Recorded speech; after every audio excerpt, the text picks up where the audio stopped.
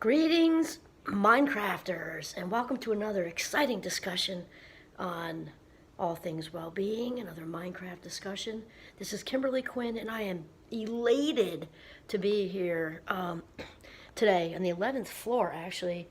I'm down in Beantown, Boston, on Well-Being Biz, actually, for Champlain, and my cup overfloweth just looking out the window. I mean, it's the lights are decorated for the holidays, and I mean, it's currently light out now. But last night when I came in, so beautiful in the ocean. And today, the sun. I'm facing that way, and the sunrise was, oh my God, all the pinks and oranges. Anywho, okay, so we were talking about sort of creating a prosperity mindset. And remember, this comes down to becoming the boss of your brain, because thoughts come first and feelings come second, and actions and behavior third. So if you want to live a prosperous life, you got to think prosperous thoughts. And so even though we kind of did the tips and all that, I kind of want to cap it off, kind of like a bartender, and I have bartended, loads of fun. Kind of like you cap off or top off a drink or something. Just like the little splash more. So just like a little splash more. I'll tell you where it just came from. Well, sort of both. This morning we had a division meeting, and I'm also grateful for the amazing crew that I work with, because they're just a bunch of good vibes. And our dean started us off with a little gratitude, and we went around. And I always love those activities, and she's a good vibe. She's totally a good vibe. And right away after whoever popcorn me, or Domino's thing that we do, right? And I said, I'm so grateful for my wealth. And I watched a couple of heads just kind of, and I wasn't even thinking money. Wealth obviously includes money, but my head wasn't even there. As you know, if you saw the last video, we've been in quite a blitz and blur with our youngest son kind of getting married yesterday with very little notice. It was gorgeous. It was so elegant. It was just amazing. And the O'Brien family did such a nice job. And they had my favorite color, this deep navy blue, Christmassy midnight blue on all the tables. And our new daughter was exquisite in her dress, and our son and our other son was the best man, and the family was there, and my cup just overfloweth. So that's what I was thinking about with wealth. And so out of me rolled wealth. I watched a couple of head tilts, and I said no. In addition, I wasn't even thinking about money. And so what I mean is my family, and the backstory, right? And right away just rolled on me. I'm just so grateful that I'm married into such a nice family. I mean, there's no such thing as perfect. None of us are. But you know what?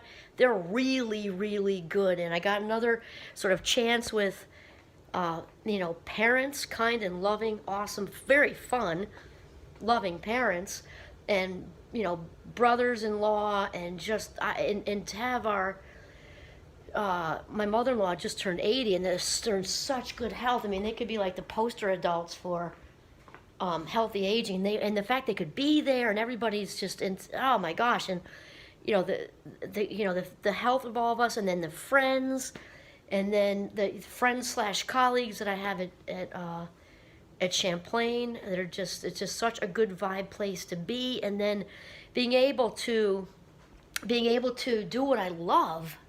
I feel like I was put on this earth to teach, and also all the well-being stuff, which is actually why I'm in Boston. I'm on Well-Being Biz.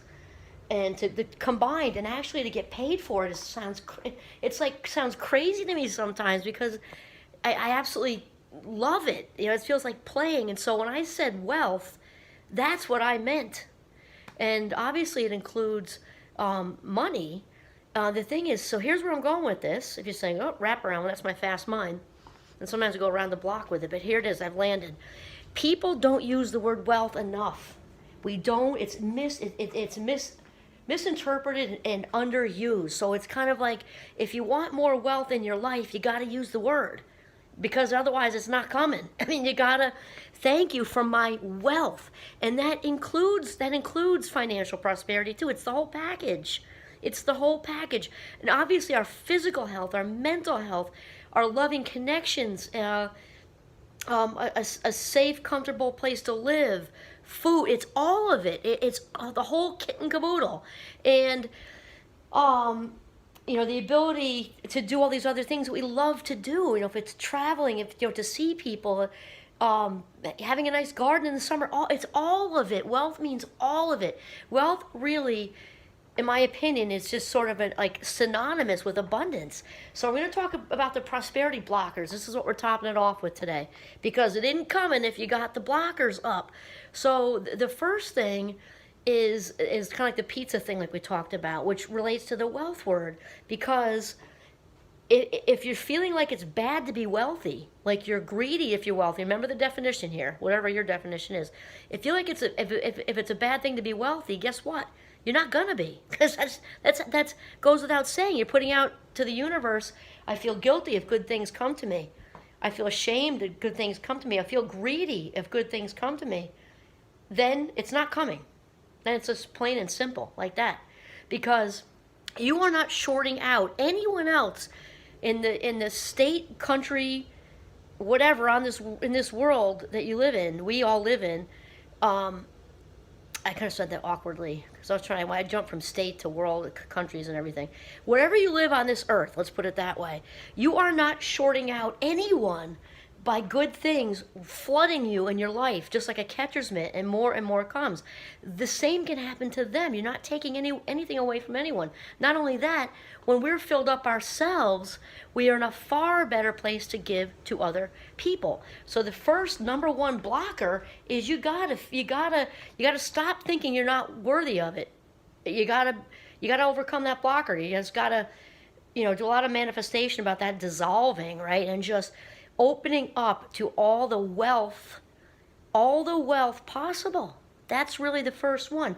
The next one is the busyness thing that we talked about. If you're too busy, for part of wealth that involves having inviting a partner in, if you're ready for a partner, you're wanting a partner, or kids, or a new house or apartment, or a new outfit, or whatever it is like that.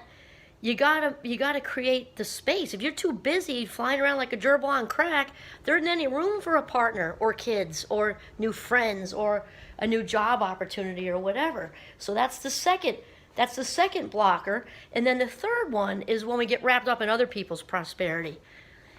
Oh, look what they have. Look what they have. They have a partner. They have a house. They travel. They have a job they love.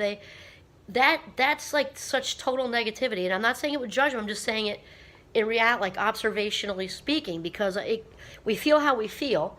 We can't always control that. We can only control like the actions of it, right? If we feel that, and to be mindful with it and not judge ourselves, because it's human, right? All of our emotions are certainly valid. And that said, to work really hard at shifting out of it, because being focused on the prosperity of other people takes our energy away from inviting wealth into our own life. It's because it's shifting to focusing on them. So the universe is like, okay, send more money that way, because or houses or partners or kids or clothes or whatever it is a part of wealth you're thinking about. And it says, okay, the focus is on that person or this person. There we go. And I'm not saying it's not good to manifest wealth for others. That's a very nice thing to be doing, whether it's prayers or sending good vibes or whatever. We're talking about in a negative way when we're comparing, and you're also, in addition to sending it that way, which again is fine, what's not fine is you're attracting more lack to yourself. Because if you're wishing you had what they had, then you're sending the message to the universe, you lack whatever it is they have that you want. So the universe says, okay, got it. More lack going this way, because that is just how it works. So this was just a quick little top off. Feel worthy of being wealthy. You got to feel worthy of it for it to come to you. Use the word a lot, even if it's privately. Remember, it's a synonym for abundance. It's gotten some kind of weird, excuse me, like label with it. Wealth is what we want. Think of the definition. Okay, family, friends, jobs we love and look forward to, all of that stuff, and finances. Gotta feel worthy of it. Think if it's a bad thing, it's not coming. Gotta create the space. If you're busy and flying like a gerbil on crack, not happening. And lastly is stop envying the prosperity of other people.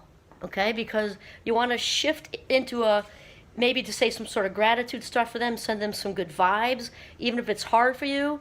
Another way, I think I told you that I've sometimes done this in the past. I'm not saying with this particular thing, but if it's somebody who's hard, in your life, you just say, I want to send this, and just like keep it rolling, and send that to them, and then shift into a place of focusing on your own wealth via gratitude. Be thankful for what you already have, because remember, if God, the source, the creator of all things, higher power, universe, sort of knows you're not grateful for what you already have, it's not going to send you more. I mean, obviously, if it's like God, the source, the universe is going to say, hey, well, if you can't handle this, why would I give you more? So make sure that you're also being grateful for what you have already, because that is like a wealth magnet. Okay, there we go. This is Kimberly Quinn signing off from the beautiful seaport in Boston, Massachusetts. Have a mindful and prosperous day.